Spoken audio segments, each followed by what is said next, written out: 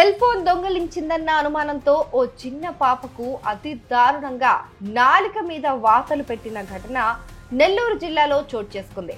ఇంటి పక్కనే ఉందని తనే దొంగలించుంటుందని అనుమానంతోనే ఈ దారుణానికి ఒడిగట్టారు. పాపం ఆ చిన్నారికి నోటి నుంచి మాటలు కూడా సరిగ్గా రావటం లేదు.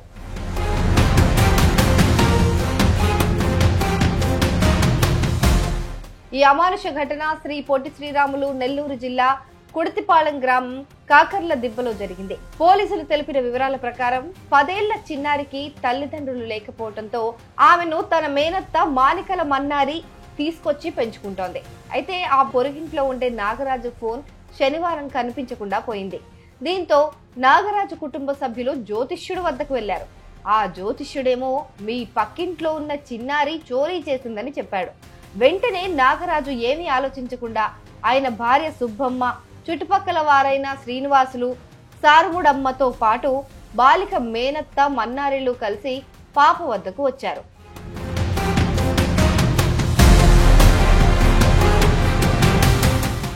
అనుమానంతో ఆ చిన్నారిని లాక్కెళ్లి పొయ్యి వద్ద పడుకోబెట్టారు. అట్లకాడ కాల్చి మూతి, నాలుక, చేతులపైన వాతలు పెట్టారు. దీంతో ఆ చిన్నారి పెద్దగా కేకలు వేయడం ప్రారంభించింది. ఆదివారం ఆ విషయాన్ని గమనించిన స్థానికులు 112కు ఫోన్ చేసి చెప్పడంతో ఎస్ఐ నాగార్జున రెడ్డి ఘటనా స్థలానికి చేరుకొని చిన్నారిని వైద్య సాయం కోసం తీసుకెళ్లారు. ఆ 5గురిని అదుపులోకి తీసుకుని హత్యాయత్నం కేసు నమోదు చేసినట్లు ఎస్ఐ తెలిపారు.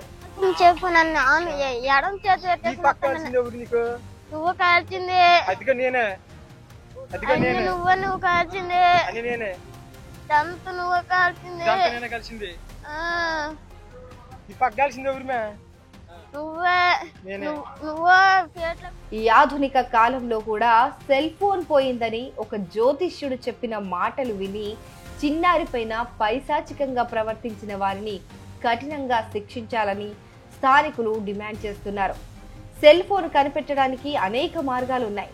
కేవలం జ్యోతిష్యుడు చెప్పాడని తల్లిదండ్రులు లేని ఆ చిన్ని బాలికను వారు చిత్రహింసలు పెట్టడం చాలా బాధాకరమని మండిపడ్డారు స్థానికులు.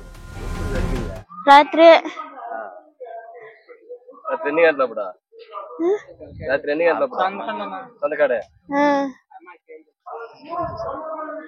ఎంతమంది ఆ విధంగా చేసిందా? నలుగురు ఇక్కడ వాళ్ళేనా?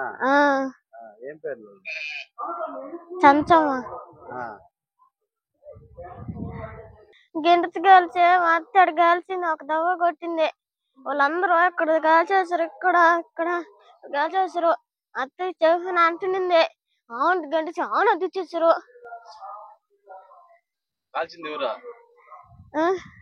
వాళ్ళు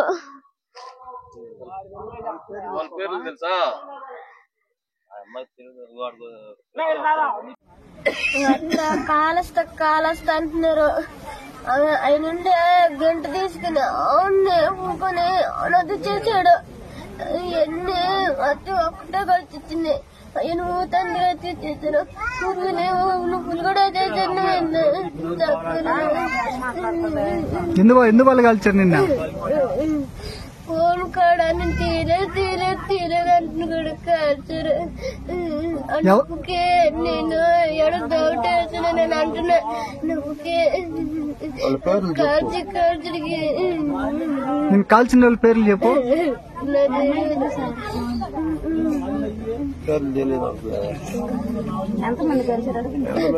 ఎంతమంది కాల్చారా?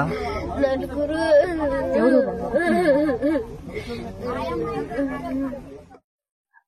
పది సంవత్సరాల గంధాల చంచమ్మ అనే పాపని వాళ్ళ సొంత బంధువులే అతి ఘోరంగా కాల్చడం జరిగింది. ఆ అమ్మాయి ఎవరు లేరని చెప్పి, అనాథ అని చెప్పి సెల్ ఫోన్ దాచిపెట్టిందని వాళ్ళు ఈ ఘోరానికి ఒడగట్టారు.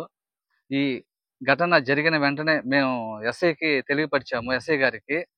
ఎస్ఐ గారు వెంటనే స్పందించి కుడితిపాలెం గ్రామం కాకర దెబ్బకు వచ్చి విచారణ జరిపి ఈ విధంగా ఇబ్బంది పెట్టిన ఆ పాపని నలుగురిని స్టేషన్కి తరలించడం జరిగింది. ప్రమాదానికి గురైన గంధాల చంచమ్మని వెంటనే ఇందుకూరుపేట ప్రభుత్వ హాస్పిటల్కి ఎస్ఐ గారి దగ్గరుండి పంపించడం జరిగింది. ఇలాంటి ఘటనలు ఇంకెప్పుడు జరగకుండా ఎస్ఐ గారు ఈ విధంగా కేర్ తీసుకోవటం మేమందరం సంతోషపడుతున్నాము. ఎస్ఐ గారు ముందుండి మాకు చాలా సపోర్ట్ చేశారు. ఇలాంటి ఘటనలు ఇంకా జరగకుండా మీరు చేయాలని చెప్పి మీడియా మిత్రులకు, పత్రికా విలేకరులకు ఈ సందర్భంగా కోరుచున్నాను.